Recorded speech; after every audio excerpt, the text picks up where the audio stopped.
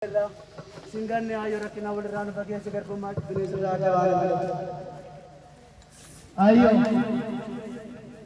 gaafa mana alaanii ni beekta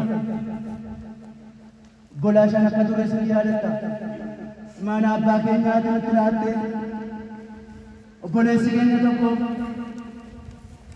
nu galoota gangee cinnee bosonatti ilmaan kee kaabaa kibbaan baabbiyaan bosonatti galle arrammoo tiin bilisa si baasu humneerra.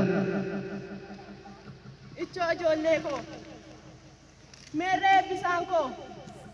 Ayyo eebbisaanii garbummaa jibbeenii wajjin manaa ba'e dirree qabsoo irratti siin bilisa baasuuf jedhee wareegameera. Naggaseen koo horee ilma koo.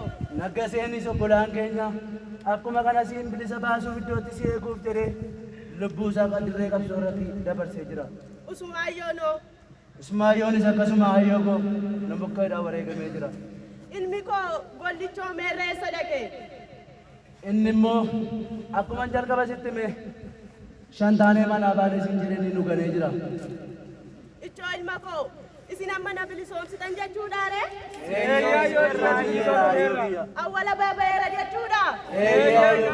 Si baamneerra. Ilaa ijoollee koo isa kanan isinitti himachaa tureni imaana abbaa keessanii kaayyoo abbaa keessanii galmaan gaatu jedheera.